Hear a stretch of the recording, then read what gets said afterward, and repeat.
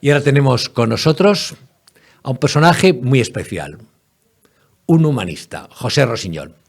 ¿Cómo estás, José? Yo muy bien. ¿Cómo estás tú, hombre? Pues personalmente bien, siempre he sido muy feliz y sigo siendo feliz, pero estoy como tú, preocupado por este país nuestro que es España. Te quería preguntar por un tema que quizá conoces mejor que yo. ¿Es cierto lo que dice en su carta Puigdemont? O sea, ¿tú crees que es cierto que ha recibido emisarios del PSOE que le han propuesto una salida, no dijo la palabra dulce, no recuerdo, pero ni honorable, pero una salida ventajosa para él, con indulto, con cambio en el código, y que es un tema del que está muy al tanto Pedro Sánchez? ¿Tú crees que es verdad esa versión? Bueno, es mucho más que probable, Alfonso, porque al final, si te das cuenta, el escenario que se está dibujando en Cataluña es esa especie de falsa desinflamación, ¿sabes? Esa forma de bajar la tensión por rédito electoral y político para Sánchez. Y uno de los escollos que tiene para este plan, de que yo lo veo de aquí hasta elecciones generales y veremos después lo que ocurre.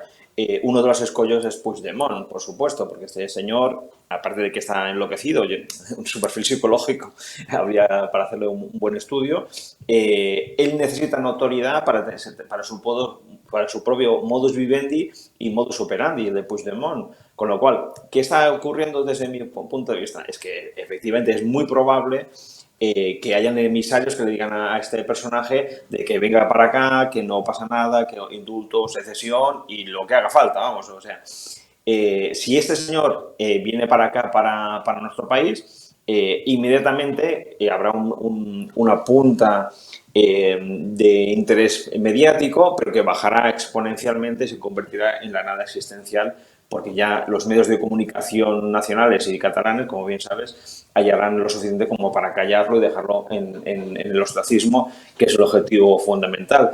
Y yo, ya sabes que este personaje me parece una cosa deleznable, pero estratégicamente lo que hace Puigdemont para sus intereses propios es lo adecuado, de no dejarse engatusar por los trileros del gobierno Sánchez. Mira, un tema que a mí no me inquieta, pero por lo menos me produce curiosidad, es cómo es posible que se hayan sumado a este delirio del independentismo catalán, del nacionalismo identitario, de la represión del niño en la escuela que no quiere o que quiere también estudiar en español. ¿Cómo se han sumado a esto gente que, por lo menos en apariencia o en teoría, es culta, es preparada, es de bandera, que en otros campos es hasta excelsa? Y te voy a poner un ejemplo. Pilar Rahola, tú lees el libro que tiene sobre el Islam y es para quitarse el sombrero, lo bien hecho que está, lo bien que analiza. Es, por ejemplo, es una mujer viajada. Yo he discutido mucho con ella y la he puesto muchas veces a caer de un burro, pero es una mujer viajada, con idiomas, cosmopolita, y termina en lo más rancio, lo más cateto, lo más antisocial, que es todo este movimiento. ¿Cómo es posible?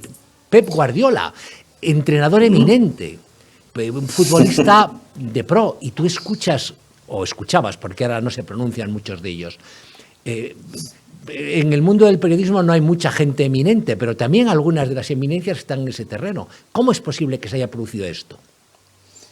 Realmente es un fenómeno sociológico muy interesante. Y hay una obra, un libro de un autor alemán que se llama Hefner, que se llama Historia de un alemán. Yo lo recomiendo mucho, además no es un libro, digamos, muy denso, es muy biográfico y narra su vida. Hefner, respondo a tu pregunta, no me voy a ir, pero creo que ilustra muy bien. Hefner es de una familia prusiana, de la alta administración prusiana, o sea que no tiene ningún tipo de problema, y narra su vida desde mediados de la Primera Guerra Mundial hasta 1933. Entonces, explica cómo una sociedad culta, avanzada, de las más avanzadas del mundo en aquel entonces, va asumiendo según qué marcos mentales que propician lo que pueden llegar a propiciar, ¿no? Es muy interesante porque se acaba en 33. Entonces, volviendo al concreto de lo nuestro, ese cambio sociológico del marco mental de personas preparadas nos dice una cosa, que estamos frente a un escenario que está condicionado primero por el factor emocional, es muy emocional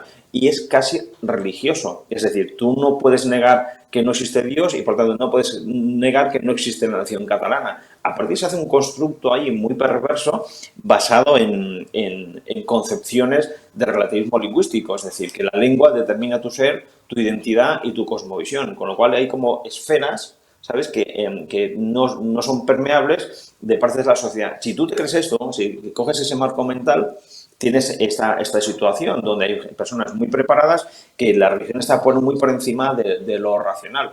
Ahora bien, ¿el por qué es todo esto? Yo creo que tiene su complejidad porque hemos de tener claro que en Cataluña, como bien sabes, Alfonso, hay un sustrato cultural bastante sólido que viene desde la Renaixença, desde el final del siglo XIX, principios del XX, con todo lo que acaeció en Cataluña. Después un plan de ingeniería social por Jordi Pujol, implementado con muchísimo dinero público durante 40 años, y entonces todo se ha convertido en esta especie de mantra de religión, de nuevos advenedizos. De hecho, confesarte que cuando estaba en los líos aquellos de Sociedad Civil Catalana, encargué un estudio a GAT3 para que me segmentase en función de la radicalidad al espectro independentista. Y curiosamente se daban fenómenos que no suelen ocurrir, que era que, como por ejemplo, los más radicales eran los más mayores y no los más jóvenes. Con lo cual, yo creo que algún día habría que hacer un estudio sociológico y desde psicología de masas, a ver cómo es posible que este salto cuántico que hubo desde el 2004 hasta los hechos de 2017. Pero efectivamente, yo creo que lo principal, lo radical, para entender lo que estamos ocurriendo en Cataluña es que es un factor muy emocional, muy simbólico, muy sentimental y que eso se adereza con una especie de estructura narrativa muy parecida a una religión.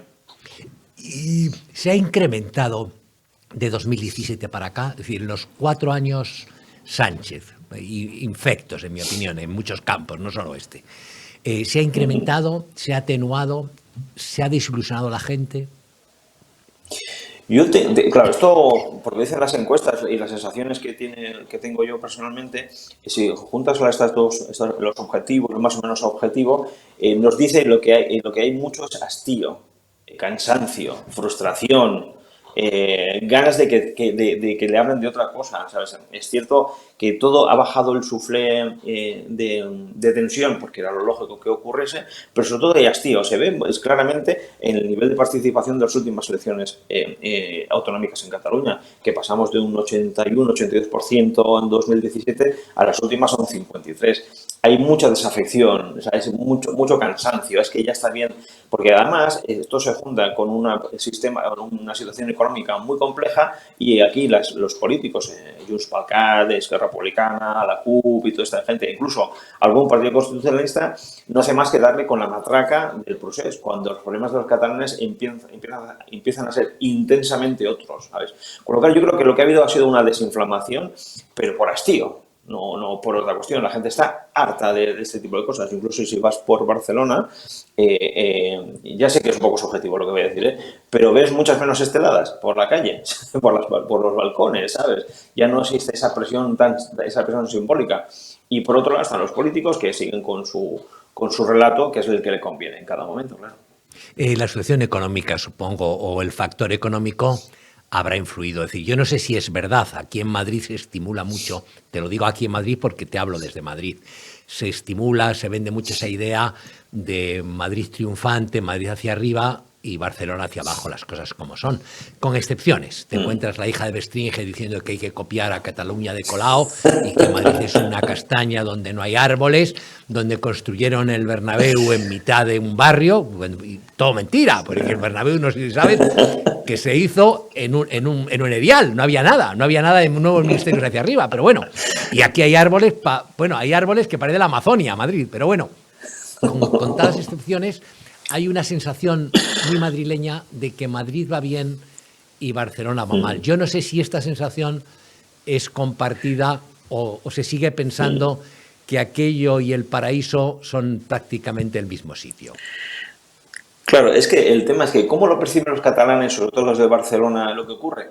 Si estás encapsulado en tu ámbito social, que solo te hablas con independentistas o populistas como Ada Colau, si solo ves TV3 y si encima estás en un sistema educativo, tienes una visión totalmente distorsionada de la realidad. Lamentablemente, lo que está ocurriendo es que Cataluña, sobre todo Barcelona, está cayendo en picado, se ve en la inversión extranjera, que es casi directamente proporcional lo que gana Madrid con lo que pierde Cataluña. Ahora bien, si coges el sumatorio es negativo para nuestro país, que es lo que más me preocupa, porque al final lo que importa es que nuestro país crezca en general, ¿no? Eso está ocurriendo de forma intensa. Hay una cápsula, como te digo, una cápsula de conocimiento en gran parte de la población catalana, pero desde mi punto de vista personal, cuando vine aquí a vivir a Madrid y que yo digo siempre un poco en broma, medio no, me exilié a Madrid. Lo que noté, la diferencia que noté entre Madrid y Barcelona es que Madrid es una ciudad normal. ¿Sabes? Es decir, que las personas se preocupan por su trabajo, por su prosperidad, por su sana familia, por sus vacaciones o por lo que cada uno quiera. No tiene ese componente psicológico constante de la política detrás, ¿sabes? Salvo excepciones como esta pobre mujer Bestringe, que no sé de dónde la han sacado. Pero por lo demás no existe esa presión social sobre lo político. Lo social está por encima de lo político. Yo creo que esta normalidad más unas políticas, digamos, de la presidenta Ayuso y del alcalde Almeida, que son dentro de lo normal, es decir, facilitar la creación de riqueza, no poner palos en las ruedas a los autónomos ni a las pymes, es decir, una cosa que debería ser normal. ¿Y qué ocurre? Que la concepción en Cataluña viene determinada por dos ejes. Dos pinzas. Es una pinza que por un lado está el populismo separatista y por otro el populismo de Colau. Con lo cual, ambos dos tienen una especie de aversión a lo privado y a las empresas privadas que es directamente proporcional a la caída de la economía. Es que no tiene mayor secreto, más el tema de inseguridad jurídica, etcétera, etcétera, etcétera.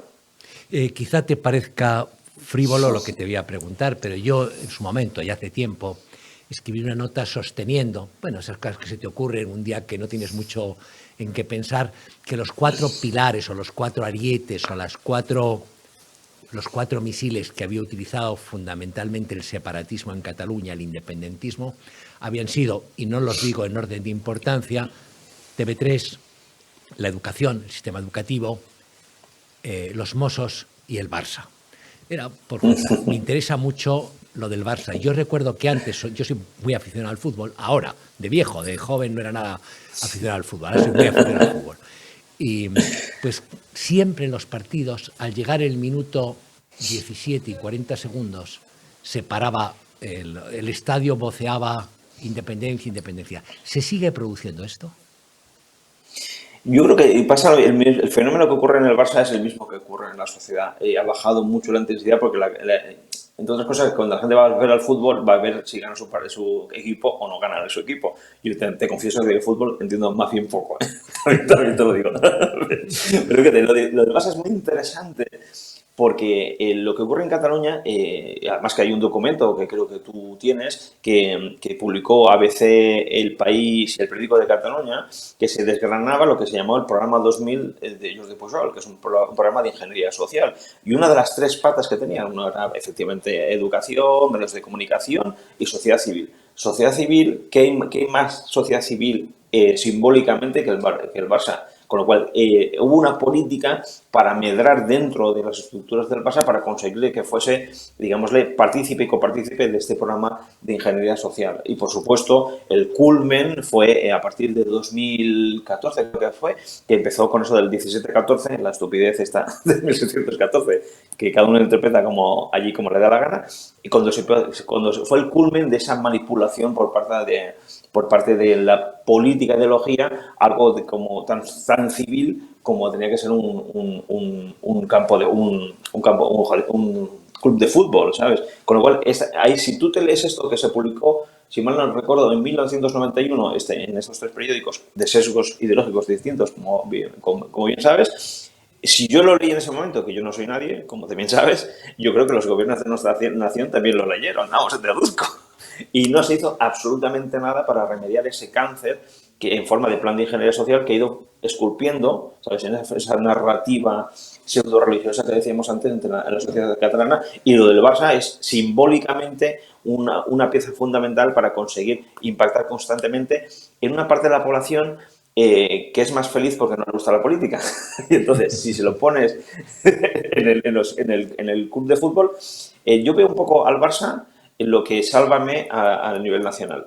Es decir, impactas con frames ideológicos a la Sí. población que no le interesa la política. Lo veo más o menos igual, ¿eh? Oye, pues muchísimas gracias y si eres alguien, te lo digo yo, has dicho no soy nadie. Para nosotros eres muy importante. Muchísimas gracias, José Rosiñol, y todas las Gracias a semanas ti. te iremos a buscar. Fantástico, estaré encantadísimo de estar con vosotros.